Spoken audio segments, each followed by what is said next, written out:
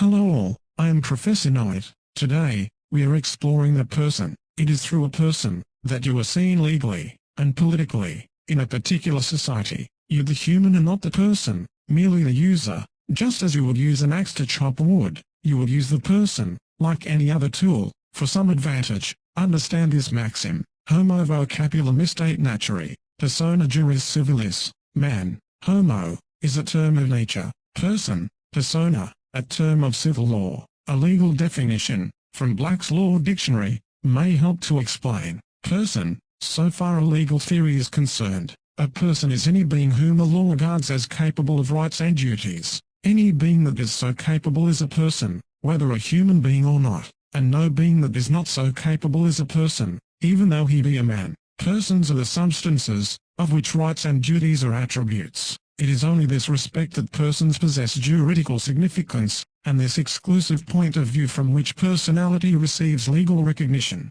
The question that must be asked is what law? There are coexisting systems of authority. Remember the Uluru statement from the heart. Hans Kelsen, in his book, Pure Theory of Law stated, to be a person, or to have a legal personality is identical with having legal obligations and subjective rights. The person, as the holder of obligations and rights, is not something that is different from the obligations and rights, as whose holder of the person is presented, but merely the totality of these elements. The physical person, or juristic person who has obligations and rights as the holder, is these obligations and rights, a complex of legal obligations and rights whose totality is expressed figuratively in the concept of person. Person is merely the personification of this totality. The so-called physical person, then, is not a human being, but the personified unity of the legal norms that obligate or authorize one and the same human being. It is not a natural but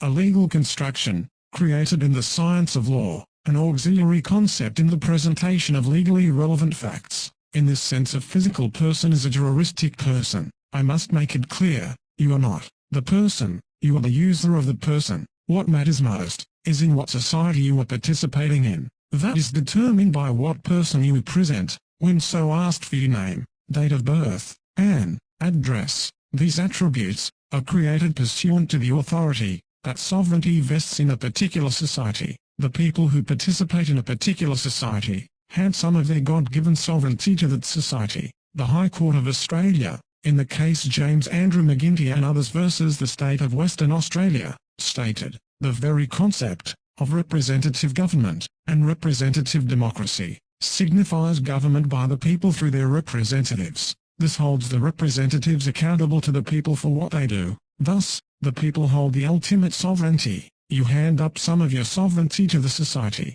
In return you are seen legally and politically through a person of the society. Always remember, the person is not a natural, but a legal construction, created in the science of law. Homo vocabula mistate naturae, persona juris civilis. Man, homo, is a term of nature. Person, persona, a term of civil law. The acknowledged sovereignty of the Yinie nation allows the Yinie people to create legal identities that are foreign to the Commonwealth of Australia. These legal identities allow the Yinie people to participate in the life of the Yinie nation, and are not subject to any Australian laws or authority. Please comprehend just what is a person, also the standing and capacity of that person.